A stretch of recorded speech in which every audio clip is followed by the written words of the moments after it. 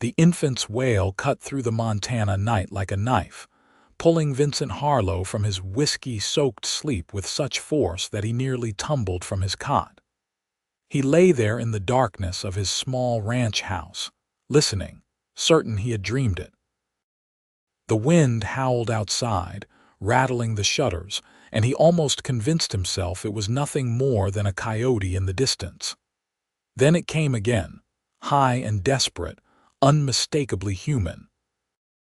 Vincent threw off his blanket and pulled on his boots, not bothering with his shirt as he grabbed the rifle from beside his door. The October air of 1876 bit at his bare skin as he stepped onto the porch, his breath forming clouds in the moonlight. The sound was coming from the barn, that much was clear. His hand tightened on the rifle as he approached, wondering what kind of trap this might be. He had heard of outlaws using all manner of tricks to lure honest men into ambushes. The barn door stood slightly ajar, which was wrong. Vincent always secured it at night, had done so just a few hours ago before turning in. He pushed it open with his foot, rifle raised, and stood perfectly still, letting his eyes adjust to the deeper darkness within. The crying had stopped, replaced by weak, hiccuping whimpers that seemed to come from the direction of the empty stall at the far end. "If someone's in here, best speak up now," Vincent called out, his voice steady despite the hammering of his heart. "I'm armed and I will shoot." No response came, only those pitiful little sounds. Vincent moved forward carefully, checking each stall as he passed. His horse, a gray mare named Silver, shifted nervously in her stall, but otherwise the barn seemed empty. When he reached the last stall, he looked down and his breath caught in his throat. A bundle of blankets lay in the fresh hay, and from within those blankets, a tiny face peered up at him, red and scrunched with distress. The baby, no more than a few months old by the look of it, had worked one small fist free, and was waving it in the air as if searching for something to hold on to. Vincent set the rifle down and knelt beside the child, his large, calloused hands hovering uncertainly before he carefully pulled back the blankets. A girl, he thought, though he was not entirely sure how to tell at this age. She was wrapped in what had once been fine cloth, now dirty and damp from the cold. Pinned to the blanket was a scrap of paper, and Vincent held it up to the thin moonlight coming through the barn slats. "Please keep her safe. I will return when I can. Her name is Grace." That was all. No explanation, no signature, nothing to indicate who had left this child here or why. Vincent looked down at the baby, who had stopped crying now and was staring up at him with wide, dark eyes. He had no business caring for an infant. He was a 32-year-old rancher who lived alone, whose days were filled with hard work and whose nights were filled with solitude. He knew nothing about babies, had never even held one as far as he could recall. But he could not leave her here in the cold barn either. With an awkwardness that would have been comical under different circumstances, Vincent gathered the baby into his arms, blankets and all, and carried her back to the house. She was lighter than he expected, fragile as a bird. He could feel her warmth through the blankets, the small movements of her breathing, and something twisted in his chest. What kind of desperation would drive a mother to abandon her child in a stranger's barn inside the house? Vincent laid the baby on his cot and lit the oil lamp. In the better light, he could see that she was perhaps 3 or 4 months old, with a thin covering of dark hair and those penetrating eyes that seemed too aware for one so small. She was not crying now, just watching him with an intensity that made him uncomfortable. "Well, Grace," he said, feeling foolish for talking to an infant who could not possibly understand him, "I suppose we need to figure out what to do with you." The baby made a small sound, something between a coo and a whimper, and Vincent realized she was probably hungry. He had no milk, no bottles, nothing suitable for feeding an infant. He looked around his sparse home as if the solution might present itself, but all he saw were the tools of a bachelor's existence. A coffee pot, some dried beans, a half-empty bottle of whiskey, and various pieces of tack in need of mending. The nearest neighbor was the Thornton family, 3 miles east, and they had young children. Surely they would have milk, or at least know what to do. But it was the middle of the night, and the Thorntons were already wary of him. Thomas Thornton had made it clear he did not appreciate a single man living so close to his daughters. Never mind that Vincent had never so much as looked at the girls improperly.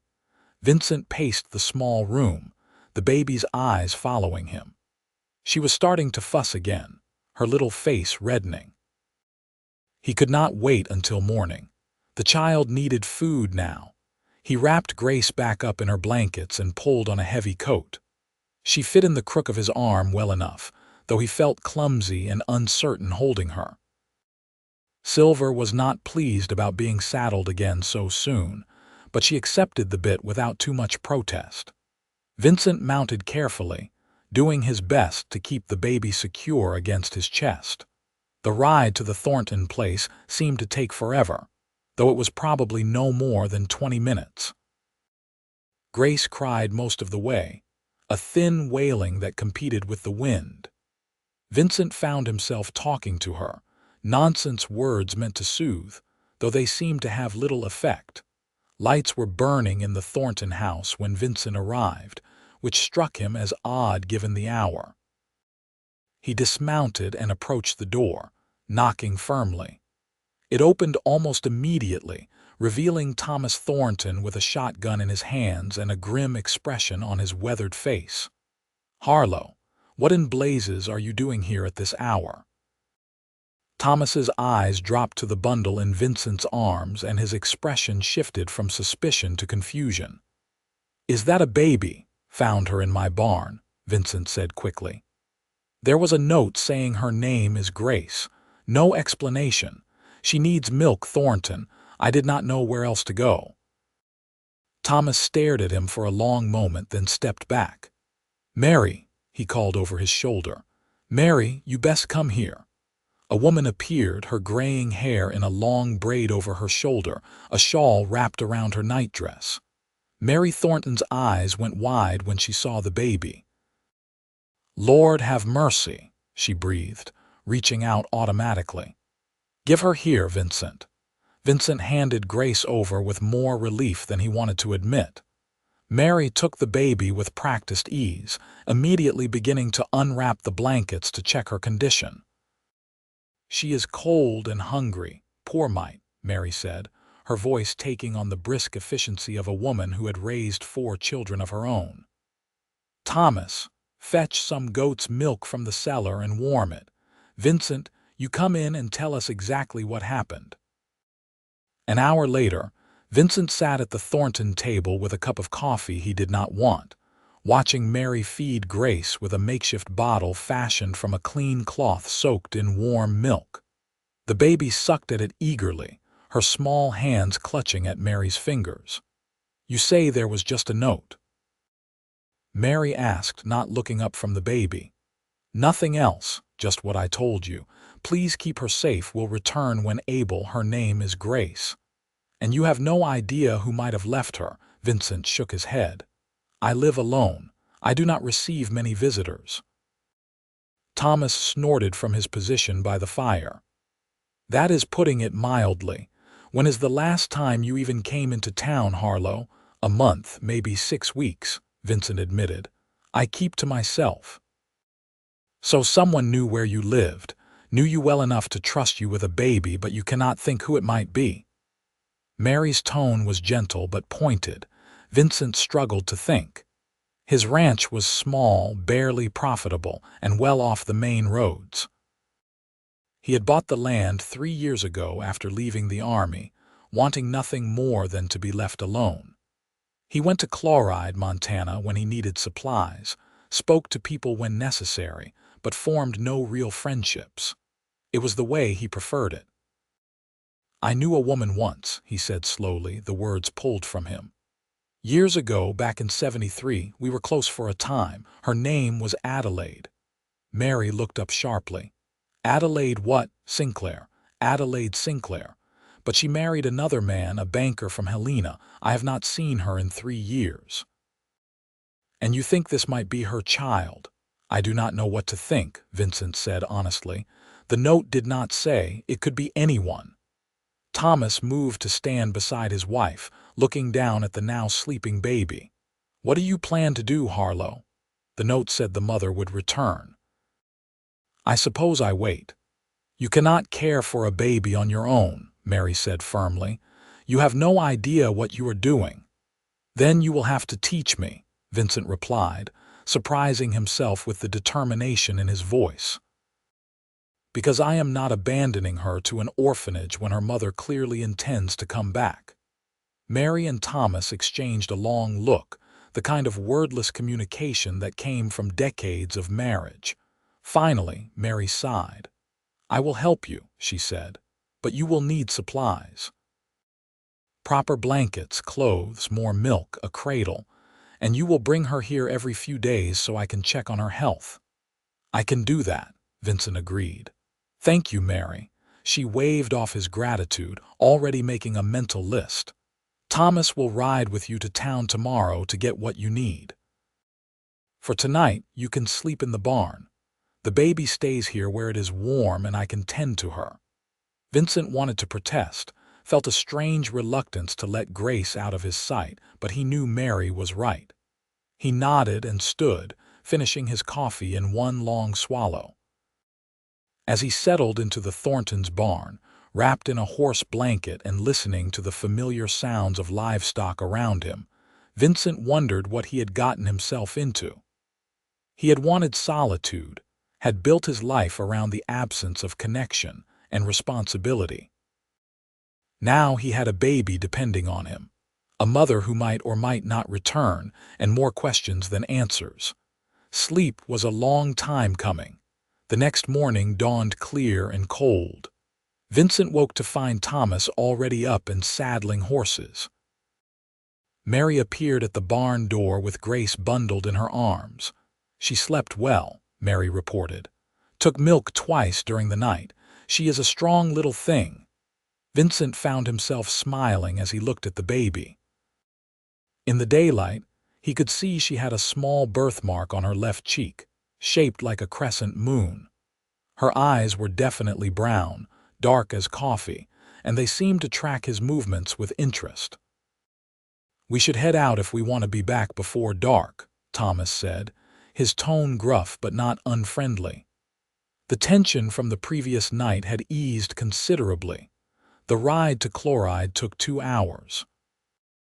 The town was small but growing, built around the silver mines that had attracted prospectors and businessmen alike. Vincent tied Silver to the hitching post outside the general store and followed Thomas inside. Mabel Gardner, the store owner's wife, looked up from her counter with curiosity. "Vincent Harlow, twice in as many months. To what do we owe the pleasure? Need some supplies," Vincent said, pulling out the list Mary had pressed into his hands before they left. "Baby supplies." Mabel's eyebrows climbed toward her hairline. "Baby supplies." "Vincent, is there something you need to tell us?" "Found an abandoned baby in my barn," he said bluntly, too tired to care about the gossip this would generate. "Need to care for her until her mother returns." The store went silent. Besides Mabel, there were 3 other women shopping, and they all turned to stare. Vincent felt heat creeping up his neck but held his ground. "An abandoned baby," Mabel repeated slowly. "In your barn?" "Yes, madam." "And you are keeping her?" "Yes, madam." Mabel looked at Thomas, who nodded confirmation. "It is true. Mary is helping him get set up proper." The mood in the store shifted immediately. Whatever else could be said about the people of Chloride, they took care of their own, and apparently that extended to mysterious abandoned babies. Within minutes, Mabel was pulling items from shelves. Other women were offering advice and donated baby clothes their own children had outgrown, and Vincent found himself overwhelmed by the sudden outpouring of assistance. "You will need a proper cradle," one woman said. "My husband is a carpenter. I will send him by your place next week. Goat's milk is best for babies when there is no wet nurse available," another added. "You need to get yourself a milk goat, Vincent.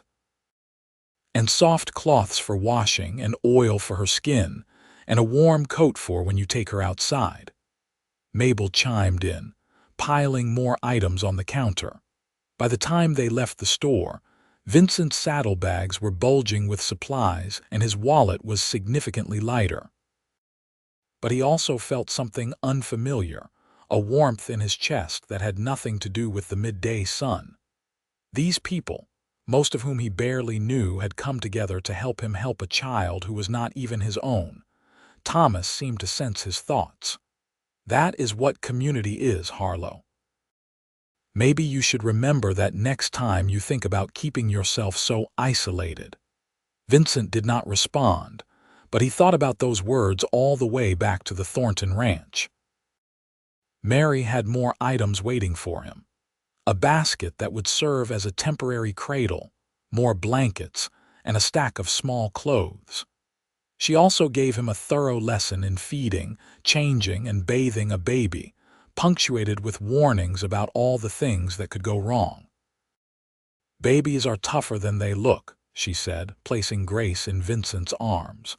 "But they need consistency and care.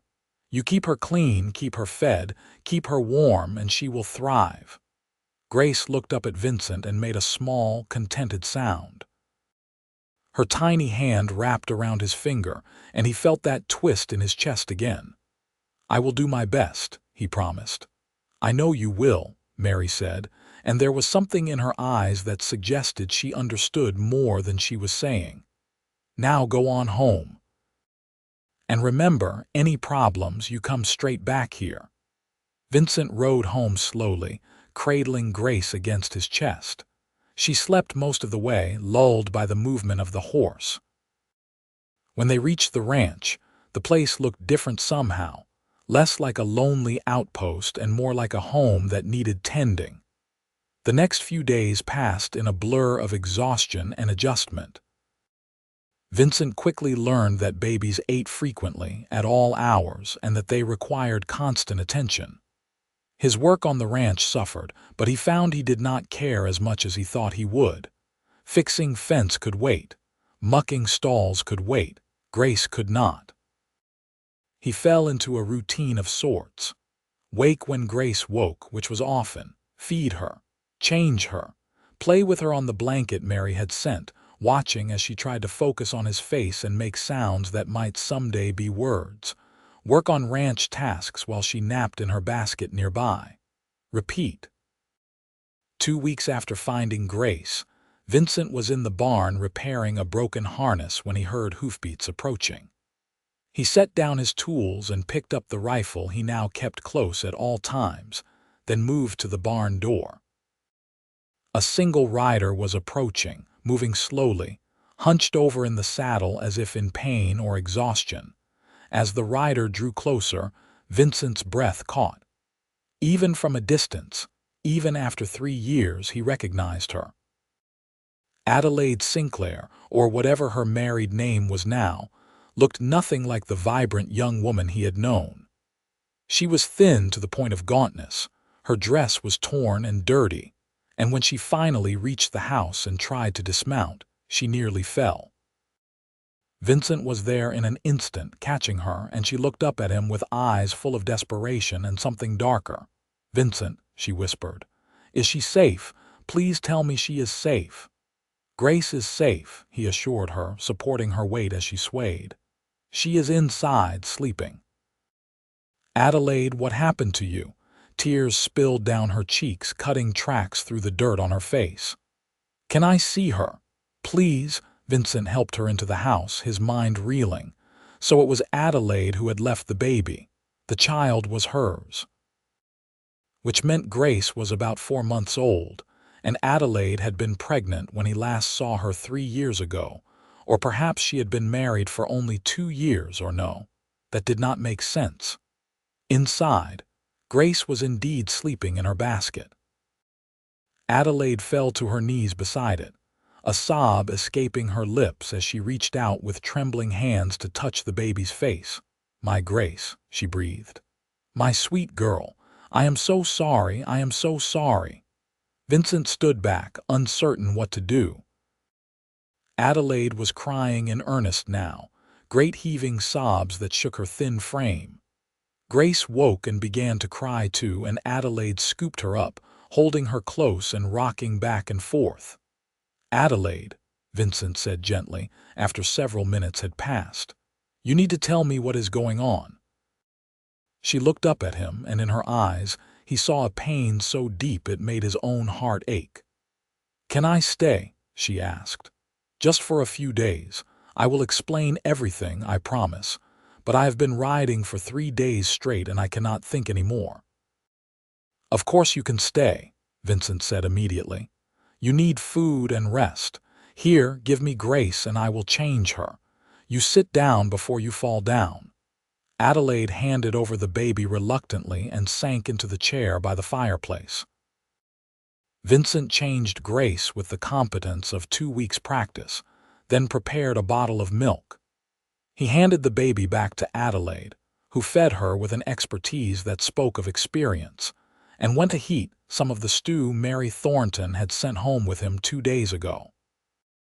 He watched Adelaide as he worked, noting the bruises on her arms, the healing cut on her temple, the way she flinched at sudden movements. A cold anger began to build in his chest. "Your husband did this," he said. It was not a question. Adelaide did not answer for a long moment. Grace finished eating and Adelaide held her against her shoulder, patting her back gently until the baby burped. "He is not my husband anymore," she said finally, her voice barely above a whisper. "He is dead." Vincent nearly dropped the ladle he was holding. "Dead."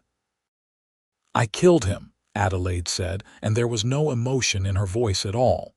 4 days ago, I killed him and I took Grace and I ran." The stew forgotten, Vincent sat down heavily on the other chair. "Adelaide, you need to start from the beginning." She looked at him, really looked at him for the first time since arriving.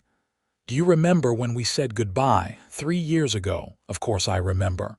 "I loved you," she said simply. "I loved you so much, Vincent. But you were a soldier with no money and no prospects, and my father was in debt. Richard Sawyer was rich. He promised to pay off my father's debts if I married him. So I did."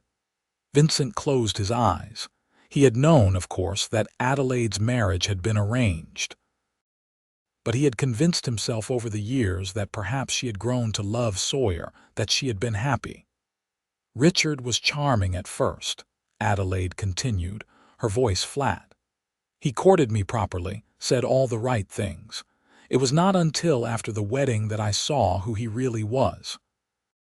He was cruel, Vincent, cruel in ways I cannot even describe. He liked to hurt me. He said it was his right as my husband." "Adelaide," Vincent breathed, but she held up a hand. "I got pregnant almost immediately. Richard was pleased at first. He wanted a son and heir. When Grace was born and she was a girl, he was furious. He said she was useless to him. He said horrible things about her, about me, and then he started hurting her too." Vincent's hands clenched into fists. "She is just a baby." "I know. I tried to protect her. I did everything I could. But it was not enough. One night about 2 weeks ago, he hit her so hard she would not stop crying. I thought he had killed her. Something in me broke that night. I realized that if I stayed, he would kill us both eventually, so I started planning." She paused, kissing the top of Grace's head. The baby had fallen back asleep, oblivious to the terrible story being told. Richard traveled frequently for business. 4 days ago, he came home drunk and angry about a failed investment. He started beating me, worse than usual. He said he was going to get rid of Grace, sell her to some family who wanted a daughter. Maybe worse. I do not know. I stopped thinking and just acted. There was a fireplace poker nearby. I hit him with it. He fell. He did not get back up. The silence in the room was absolute except for the crackle of the fire and Grace's soft breathing. I did not mean to kill him, Adelaide whispered. Or maybe I did. I do not know any more. All I know is that he was dead and I had to run, but I could not take Grace with me, not at first. I needed to make sure there would be no trail, so I left her with you. Why me? Vincent asked. Adelaide looked at him, and for the first time something like warmth entered her eyes. Because I trusted you. Because I knew you were a good man who would keep her safe. Because even though 3 years had passed, I still loved you and I had to hope you might still care enough about me to protect my daughter. I would have done it anyway, Vincent said, even if I had not known she was yours. I know, Adelaide said. That is the kind of man you are. Vincent stood and paced to the window, looking out at the darkening sky. Do the authorities know about Sawyer?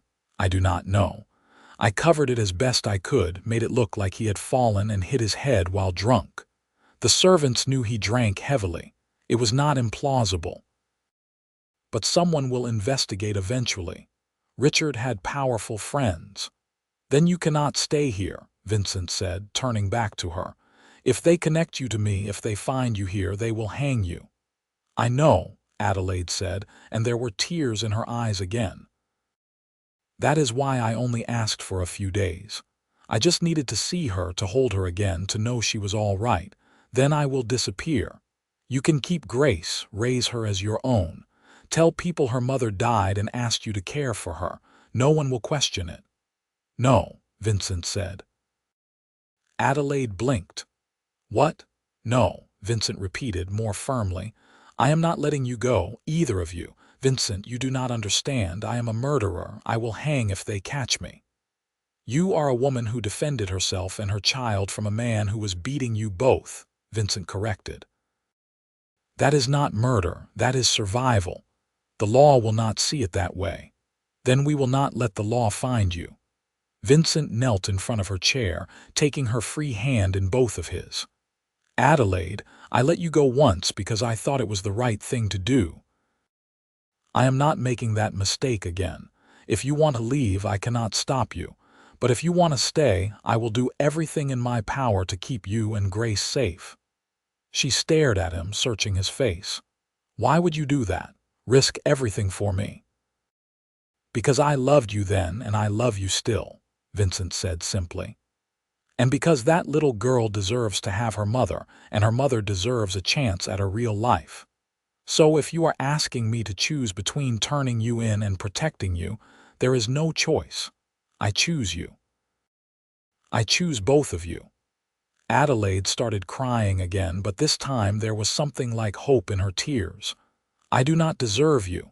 Let me be the judge of that, Vincent said. Now you need to eat and rest. We can figure out the details tomorrow. He heated the stew and watched as Adelaide ate, one-handed, refusing to let go of Grace. When she finished, he showed her to his bed, the only bed in the small house. I will sleep by the fire, he said. You need proper rest. Adelaide caught his hand as he turned to go. Thank you, Vincent. For everything. He squeezed her fingers gently. Get some sleep.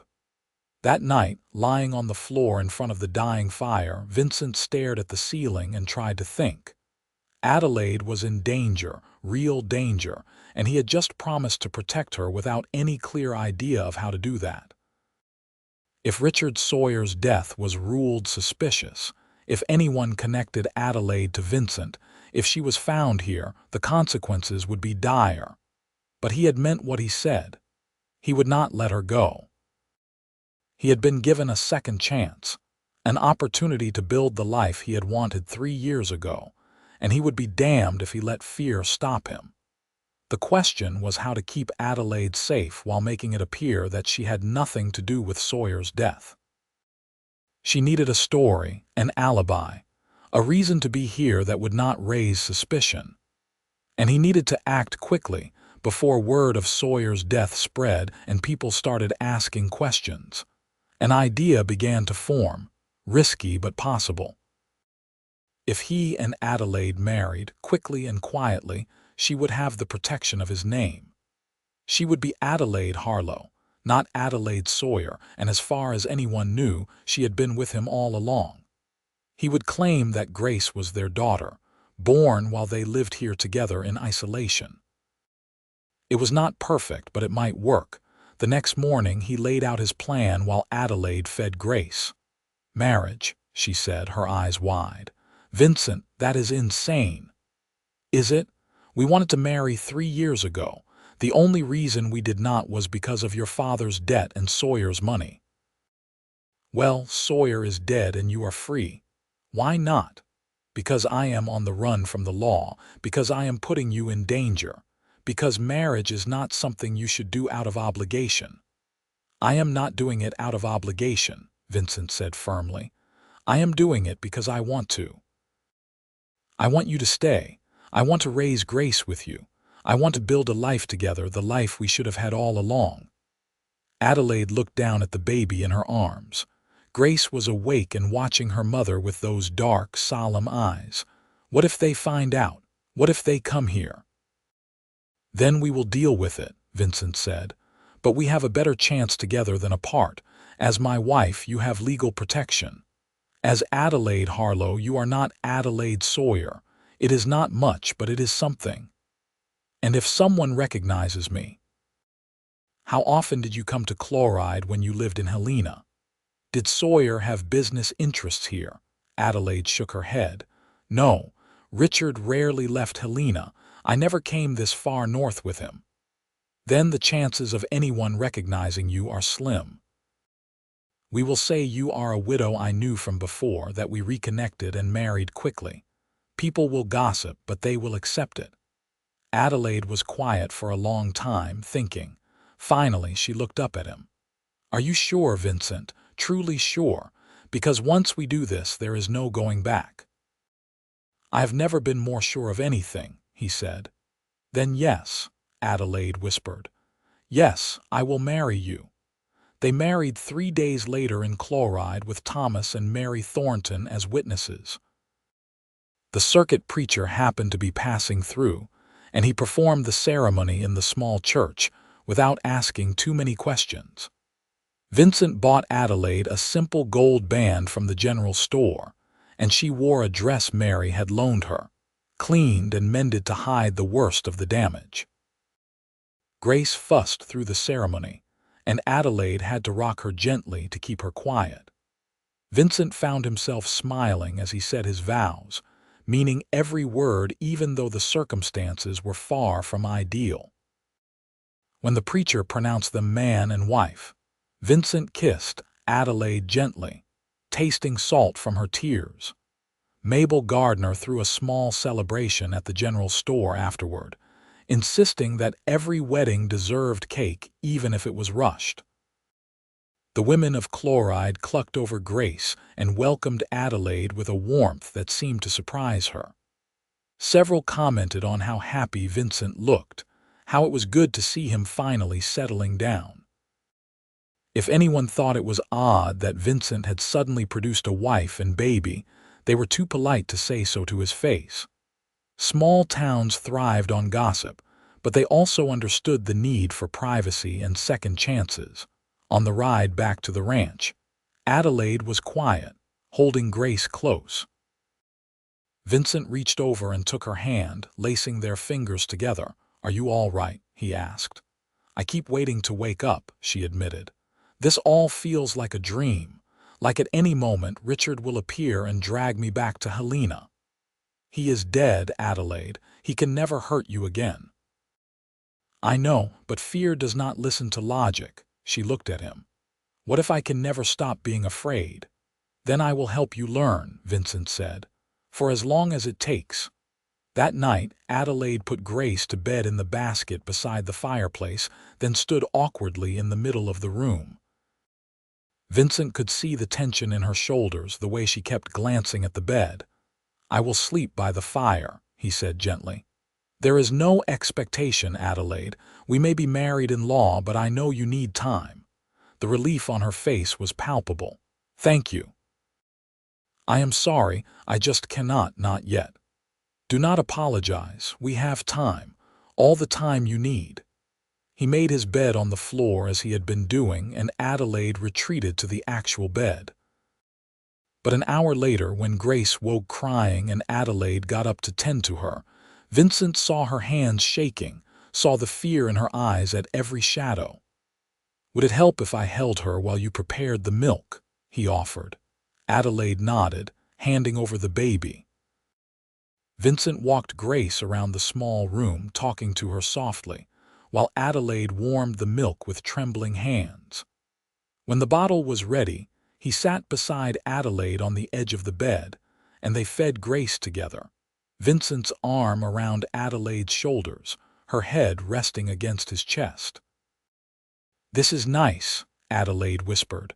"I had forgotten what it felt like to not be alone." "You are not alone anymore," Vincent promised. "Never again." Slowly, over the following weeks, they built a life together. Adelaide was jumpy at first, flinching at unexpected sounds, checking the windows constantly. But gradually, as days passed without incident, she began to relax. She took over the cooking and cleaning, transforming Vincent's bachelor quarters into something that felt like a home. She laughed more, smiled more, played with Grace in the sunshine that streamed through the windows. Vincent found himself falling in love with her all over again, deeper this time. He loved watching her with Grace, the gentle way she cared for their daughter. He loved her strength, the way she refused to let her past define her future. He loved her determination to build something good out of the ashes of her previous life. They were careful in town, staying close together, Adelaide always wearing a bonnet that hid much of her face. But no one seemed suspicious. As far as chloride was concerned, Vincent Harlow had simply married his sweetheart and was now raising a family. It was a common enough story. A month after their wedding, Vincent woke to find Adelaide's side of the bed occupied. Sometime in the night, she had left her usual spot and curled up beside him, her head on his shoulder. He lay still, afraid to wake her, and watched the sunrise paint the room in shades of gold and pink. When Adelaide finally stirred, she looked up at him with sleep-soft eyes. "I had a nightmare," she whispered, "about Richard. I woke up and needed to know you were real." "I am real," Vincent said, tucking a strand of hair behind her ear. "And you are safe." She studied his face for a long moment, then leaned up and kissed him. It was tentative at first, questioning, but when Vincent responded gently, she deepened the kiss. They stayed like that for a long time, relearning each other until Grace woke and demanded attention. Things shifted between them after that. Adelaide stayed in bed with Vincent every night, seeking comfort in his presence. They did not make love, not yet, but they held each other, talked in whispers about dreams and fears and hopes for the future. Vincent learned about the years of her marriage to Sawyer, the small cruelties and large ones, the way she had survived by making herself small and invisible. Adelaide learned about Vincent's time in the army, the things he had seen and done, the reasons he had sought isolation. "I was tired of violence," he told her one night. "Tired of death. I thought if I stayed away from people, I could escape it." "But you cannot escape life," Adelaide said. "It finds you anyway." "Yes, it found me in the form of a baby in my barn," she smiled. "Best barn surprise you ever had, I hope." "Without question." As winter approached, Vincent went into town more frequently to stock up on supplies. On one such trip, he overheard two men talking in the general store about a banker from Helena who had died under mysterious circumstances. His widow had disappeared, taking the couple's infant daughter with her. Vincent's blood ran cold. He forced himself to continue shopping normally, but his mind was racing. So the story had spread. People were talking about it. Would anyone make the connection? When he got home, he told Adelaide what he had heard. She went pale but nodded slowly. "I knew it was too good to be true," she said. "Someone will put it together eventually." "Maybe not," Vincent said, though he was not sure he believed it. "You are Adelaide Harlow now. You look different than you did as Sawyer's wife. You said yourself you were never in chloride, and we have witnesses who saw us marry.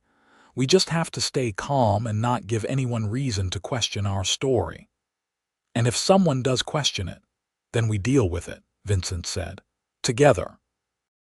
But as the days passed, no sheriff arrived at their door. No strangers came asking questions. Life continued its steady rhythm. Grace grew, started trying to roll over, developed a gummy smile that she bestowed freely on both her parents. Adelaide bloomed under the relative freedom and safety of the ranch, putting on weight, losing the haunted look in her eyes. It was in late December, with snow falling thick outside, that Adelaide finally came to Vincent not with fear but with desire.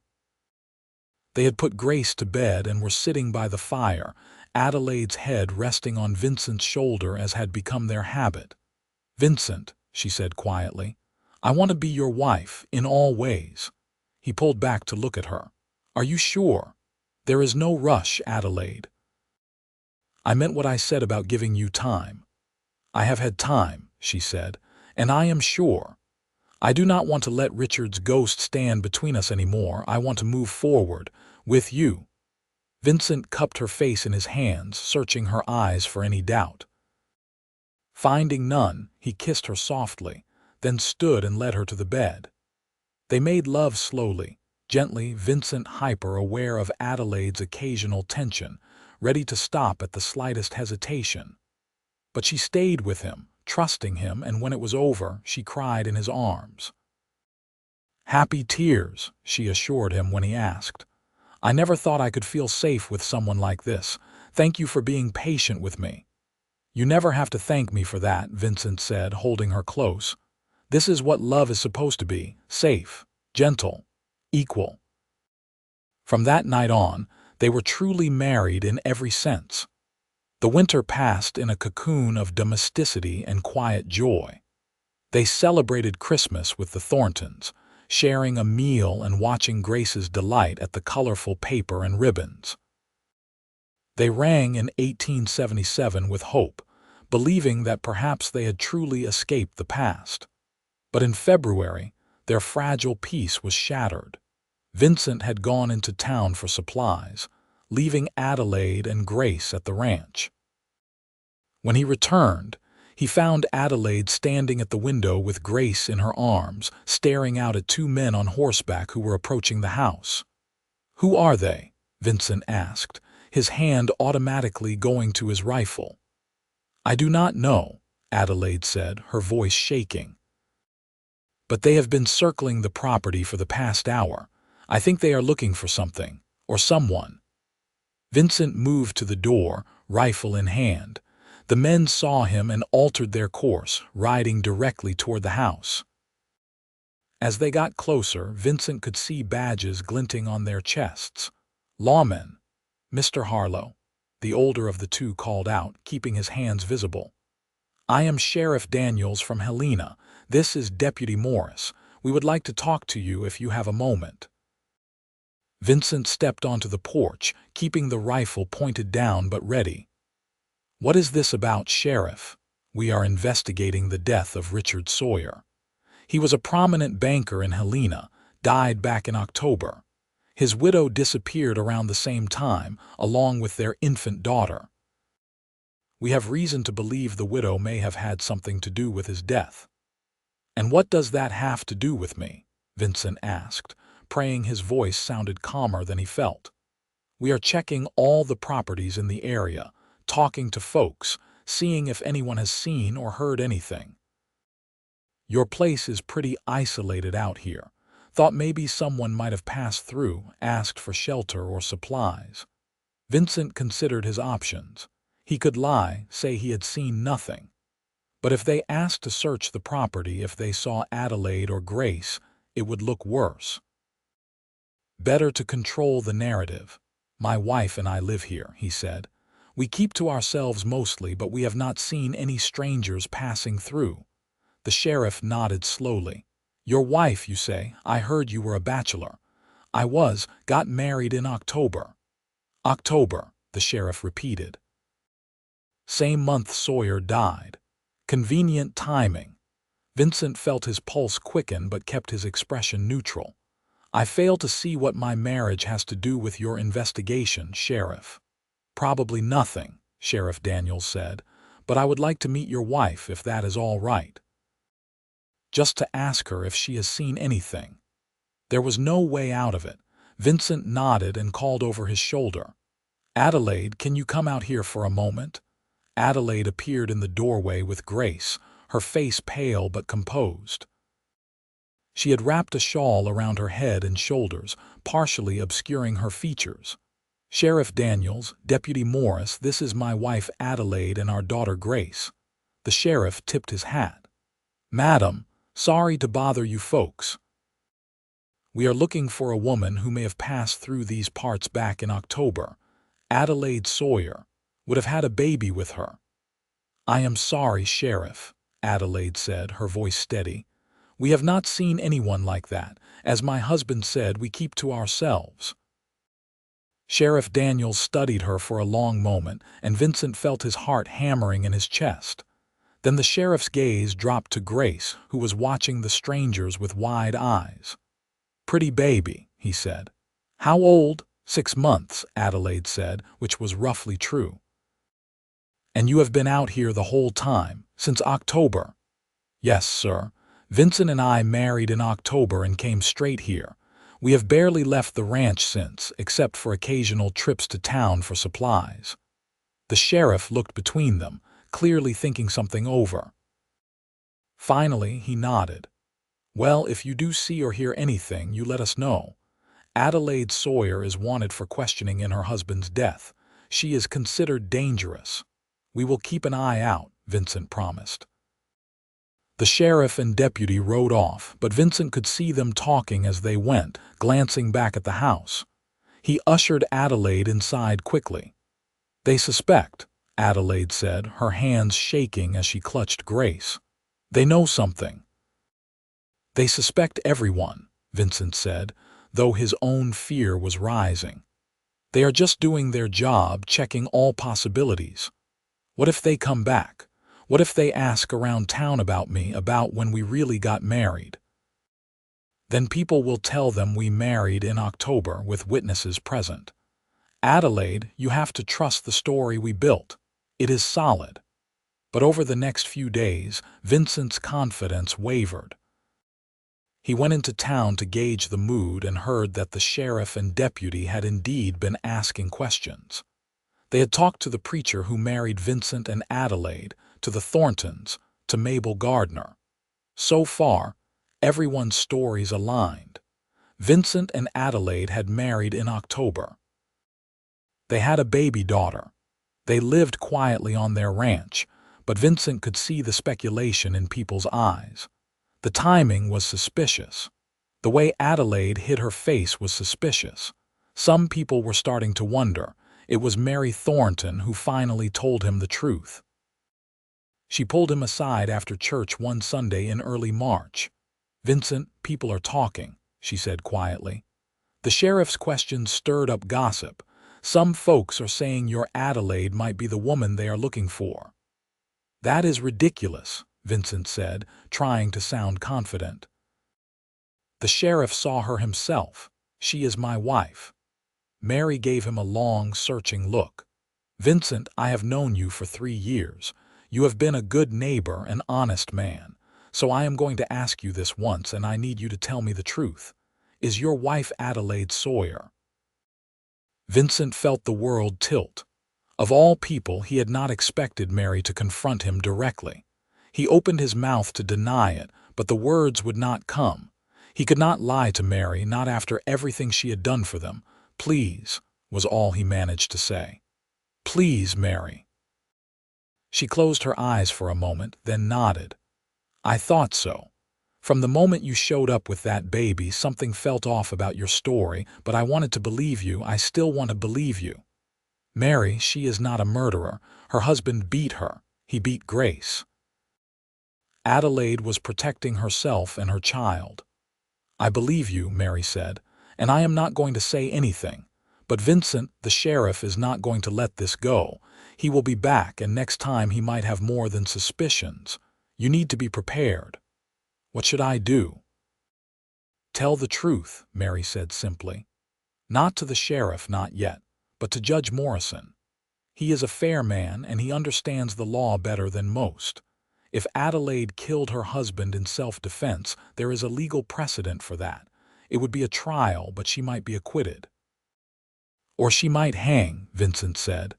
I cannot risk that. Then you are risking something worse, Mary warned.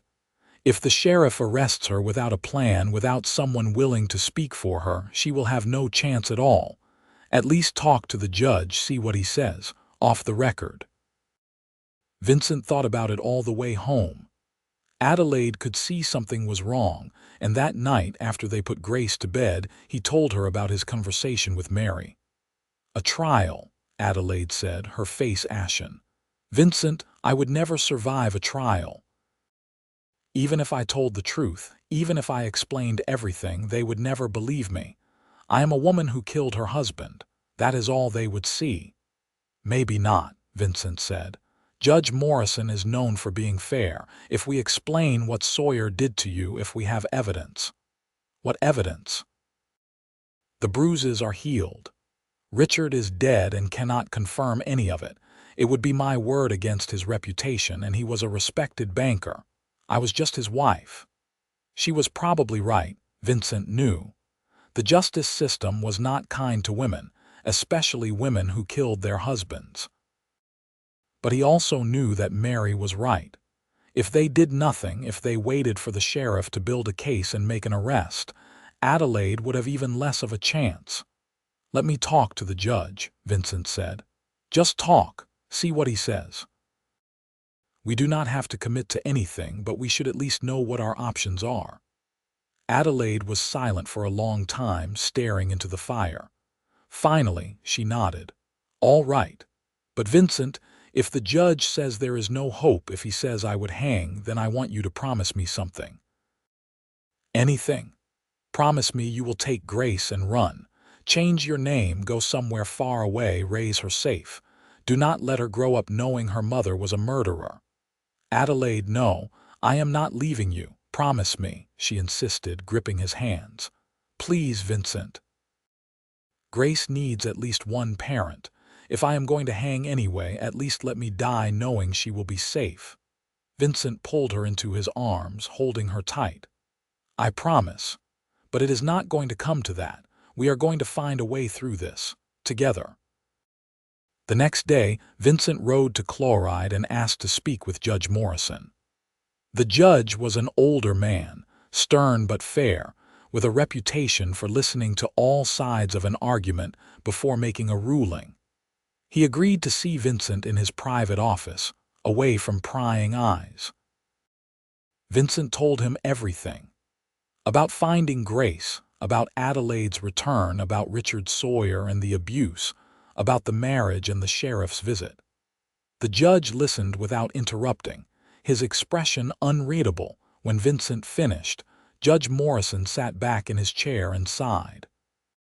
That is quite a story, Mr. Harlow. It is the truth, Your Honor. I believe you, and that is the problem. Because if what you say is true, your wife killed a man, however justified she might have felt at the time. That is homicide, and it has to be investigated. She was protecting herself and her child, Vincent argued. Surely that counts for something. It might, the judge said. Montana territory recognizes self-defense as a valid defense against murder charges. But Adelaide would have to prove that she was in imminent danger, that she had no other option, and she would have to convince a jury of that, which is no small feat. But it is possible, yes. Likely, that depends on many factors. A good lawyer, sympathetic witnesses, evidence of the abuse. Even then, it would be a gamble. Vincent felt his hope deflating. So what should we do? Judge Morrison was quiet for a moment, thinking. If Adelaide turned herself involuntarily, that would look better than if she was arrested. It would show good faith, a willingness to face justice. I could arrange for her to be held here in Chloride rather than being sent to Helena, which would be safer for her. And I could recommend a lawyer, someone who has experience with these kinds of cases. And if she is found guilty, then she would hang, the judge said bluntly. I will not lie to you, Mr. Harlow. This is a serious risk, but I truly believe it is her best chance. Running will only make things worse. The sheriff is already suspicious. It is only a matter of time before he finds proof. Better to control the narrative now on your terms than to wait for him to control it on his. Vincent rode home slowly, the judge's words echoing in his head. When he told Adelaide what the judge had said, she listened quietly, her face pale but calm. So I have a choice, she said. Turn myself in and risk hanging, or run and definitely end up hanging when they eventually catch me. There is a third option, Vincent said. We run together, all three of us. Change our names, go to California or Oregon, start over where no one knows us. Adelaide shook her head. You know that would not work.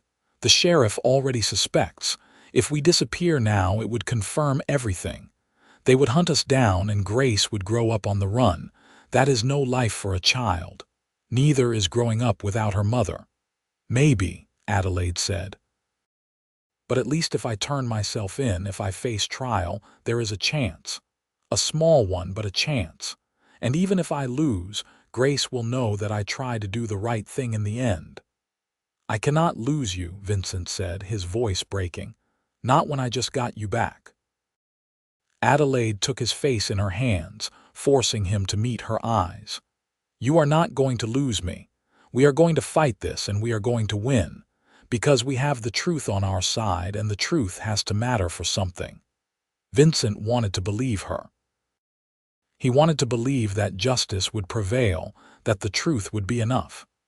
But he had seen too much of the world to have that kind of faith. Still, what choice did they have?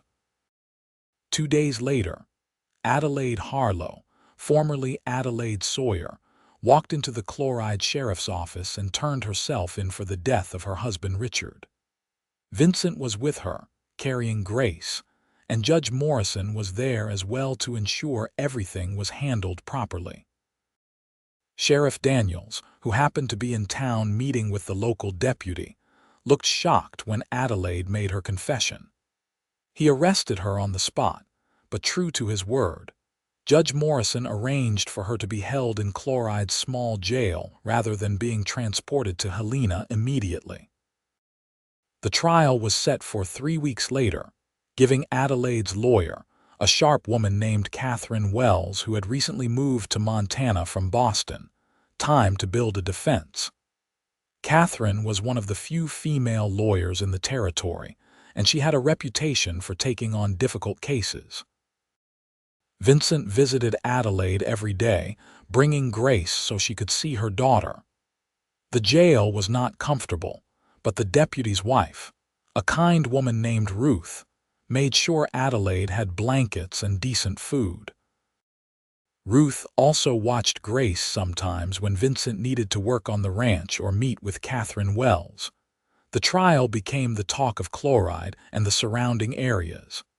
People came from miles away to witness it, packing the small courthouse until there was standing room only. Some came out of curiosity, others out of a desire for justice, and still others out of a morbid fascination with a woman who had killed her husband. Vincent sat in the front row every day, Grace on his lap, and watched as Catherine Wells systematically built Adelaide's defense. She called witnesses who had known Richard Sawyer in Helena, people who testified to his drinking and his temper. She brought in a doctor who examined the medical records, and confirmed that Adelaide had sought treatment multiple times for injuries consistent with abuse. She even convinced the housekeeper who had worked for the Sawyers to testify, and the woman broke down on the stand describing the things she had witnessed. The prosecution, led by a stern prosecutor from Helena named James Whitmore, argued that Adelaide had murdered her husband in cold blood, that she had then fled and hidden from justice. He painted Richard Sawyer as a successful, respectable man who had been struck down by an ungrateful wife. On the fourth day of the trial, Adelaide herself took the stand. Vincent's heart was in his throat as Catherine Wells led her through her testimony. Adelaide spoke clearly and calmly, describing her marriage to Richard, the abuse, the fear, the night she had killed him. She did not cry, did not plead for sympathy. She simply told the truth. The prosecutor tried to rattle her on cross-examination, suggesting she had killed Richard for his money, that she was a scheming woman who had planned the whole thing. But Adelaide held firm. "I did not want his money," she said. "I wanted to survive. I wanted my daughter to survive. If I had any other choice, I would have taken it. But Richard was going to kill us. I knew that in my bones. So I defended myself, and I would do it again if I had to." The courtroom erupted in murmurs, and the judge had to call for order. Vincent saw several women in the jury box nodding, and he felt a flicker of hope.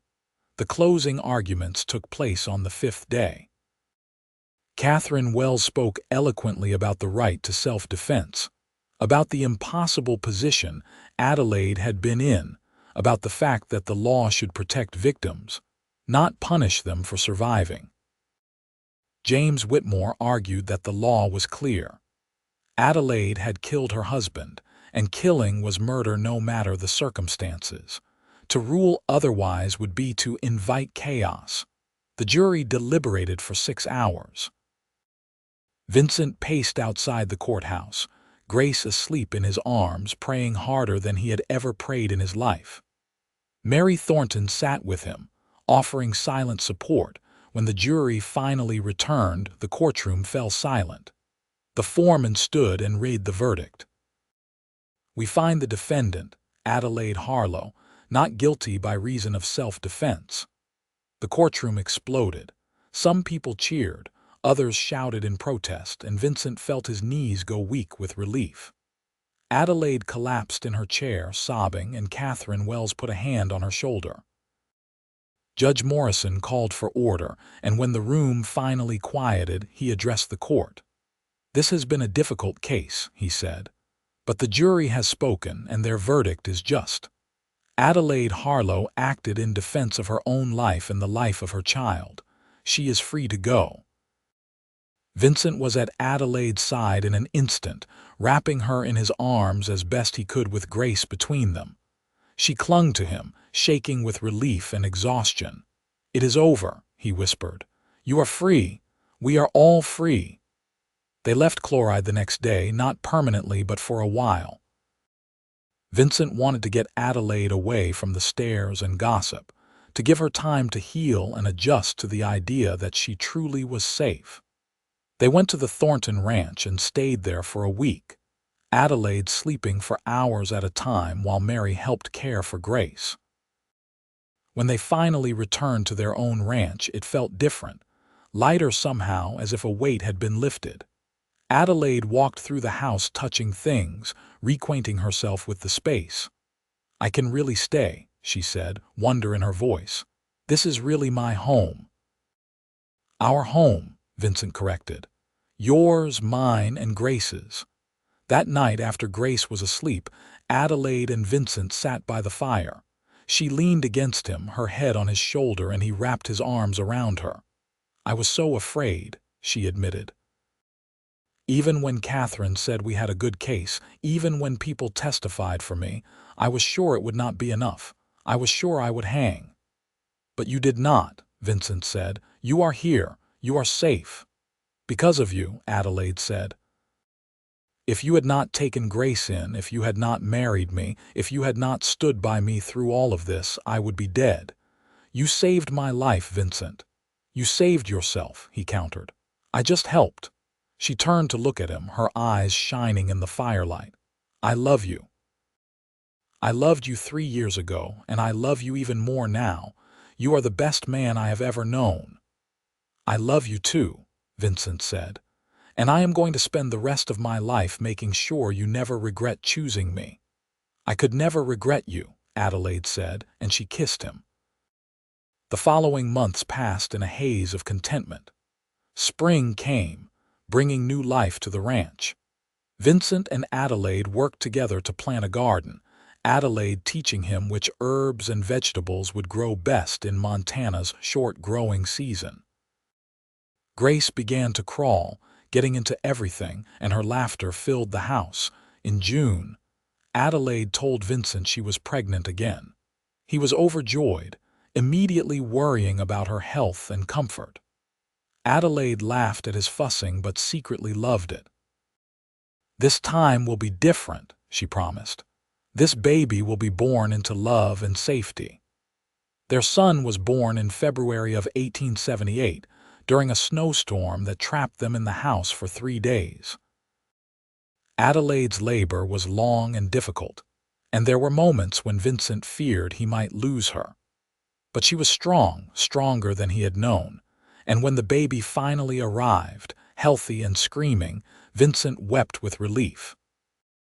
They named him Thomas after Thomas Thornton, and the older man teared up when they told him. Life settled into a rhythm after that. Vincent expanded the ranch, bought more cattle, hired a hand to help with the work. Adelaide became known in Chloride as a healer, using her knowledge of herbs to help sick neighbors. Grace grew into a curious, fearless little girl who followed her father everywhere. Thomas was quieter, more thoughtful, but just as loved. In 1880, Adelaide gave birth to another daughter whom they named Mary. In 1882, another son arrived whom they called James. The house that had once been a lonely bachelor's dwelling became filled with noise and laughter and life. Vincent sometimes thought about that night he had found Grace in the barn, how his whole life had changed in an instant. If Adelaide had not left the baby with him, if he had not agreed to help, if any number of things had gone differently, he would still be alone. The thought made him hold his family a little tighter. On their 10th wedding anniversary, Vincent and Adelaide took a rare trip alone, leaving the children with the Thorntons for a weekend. They rode up into the mountains, to a spot Vincent had found years ago with a view of the whole valley. "Do you ever regret it?" he asked as they sat watching the sunset. "Marrying me, I mean, living out here instead of in a city." Adelaide looked at him as if he had lost his mind. "Regret marrying the man I love. Regret having our children, our home, our life." Vincent Harlow, sometimes you ask the most ridiculous questions. "I just want to make sure you are happy," he said. "I am happy," she said firmly. "I am happier than I ever thought possible. Richard tried to break me, but he did not succeed. And you helped me put the pieces back together into something even better than before." "You did that yourself," Vincent said. "I just loved you while you did it." "That was enough," Adelaide said. "That was everything." They kissed as the sun set, painting the sky in shades of orange and pink and gold. Below them, the ranch spread out, their children safe with trusted friends, their future bright with possibility. Vincent had spent years trying to escape life, to avoid connection and pain. But life had found him anyway, in the form of an abandoned baby and a desperate woman. And in finding them, he had found himself. The years continued to pass. Grace grew into a young woman who loved horses as much as her father did. She married a rancher's son from the next county over in 1895, and Vincent walked her down the aisle with pride and a touch of sadness at how quickly time had flown. Thomas became a teacher, educated and thoughtful, dedicated to helping the children of Chloride learn to read and write. Mary inherited her mother's gift for healing and became a midwife.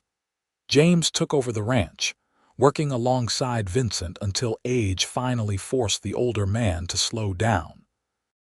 In 1900, on a warm spring day, Vincent and Adelaide sat on the porch of the house they had built together, watching their grandchildren play in the yard. Vincent was 71 now, his hair white, his hands gnarled with arthritis. Adelaide was 62, still beautiful in his eyes, still the woman he had fallen in love with all those years ago. "You remember the night I came back?" Adelaide asked, taking his hand. "When I rode up half dead and terrified." "I remember," Vincent said. "I remember thinking my whole world had just walked back into my life. I was so afraid you would turn me away, that you would want nothing to do with me or Grace." "I could never have turned you away," Vincent said. "From the moment I saw you again, I knew I would do whatever it took to keep you safe." "You did more than keep me safe," Adelaide said. "You gave me a life. A real life full of love and family and joy. You gave me everything, Vincent." "We gave each other everything," he corrected. Grace, now a mother of 3 herself, walked up onto the porch with a basket of fresh bread. "Are you two getting sentimental again?" she teased. "We are old," Adelaide said. "We are allowed to be sentimental." "You are not that old," Grace said, kissing her mother's cheek. "And besides, I like hearing the story of how you two got together. It reminds me that good things can come from hard times." After Grace left, Vincent and Adelaide sat in comfortable silence, watching the sun begin its descent toward the horizon. The ranch was thriving, their children were happy, their grandchildren were healthy. They had built something lasting, something good. "Vincent," Adelaide said softly, "thank you." "For what?" "For not letting me go. For refusing to give up on us even when it seemed impossible. For loving me through all of it." Vincent squeezed her hand. "Loving you was the easiest thing I ever did. Everything else was just details." She laughed, the sound still as beautiful to him as it had been when they were young. "Just details. Our entire life together, just details." "The important thing is that we are together," Vincent said. "That we chose each other and kept choosing each other every day." "Every day," Adelaide agreed. As the sun set on another day, another year, another chapter of their shared life, Vincent Harlow looked at his wife and felt the same love he had felt when he first held her hand in the Thorntons' barn all those decades ago. He had found a baby in his barn, the mother had returned, and he had refused to let either of them go. It was the best decision he had ever made, and he would make it again in a heartbeat. Because love, real love, was worth fighting for. It was worth the fear and the risk and the uncertainty. It was worth everything. And in the end, they had won.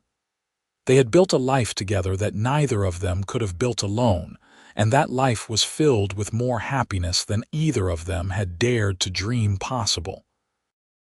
Vincent and Adelaide lived many more years together, surrounded by family, supported by community, and bound by a love that had survived everything the world had thrown at them. When Vincent finally passed away at the age of 83, it was peacefully in his sleep, Adelaide's hand in his. She followed him 2 years later, her children and grandchildren gathered around her bed, and her last words were his name. They were buried side by side on a hill overlooking the ranch, beneath a tree they had planted together on their first anniversary. Their descendants continued to work the land, to raise families, to tell the story of how it all began with an abandoned baby and 2 people who refused to give up on love. In Chloride, Montana, the story of Vincent and Adelaide Harlow became legend, a reminder that even in the hardest times, even in the face of injustice and fear, love could prevail. That family was not just about blood, but about choice. That courage came in many forms, and that the most important kind was the courage to open your heart even when you had every reason to keep it closed. Grace Harlow, the baby who had started it all, lived to be 97 years old. She never forgot the story her parents told her about the night her father found her in the barn, about her mother's desperate return, about the choice they made to be a family. She told that story to her own children and grandchildren, and they passed it down through the generations. Because it was a story worth telling. A story of love conquering fear, of family born from choice, of two people who found each other against all odds and built a life that mattered. It was a story of the Wild West, yes, with all its hardships and dangers. But more than that, it was a story of the human heart and its infinite capacity for love. And that was the greatest story of all.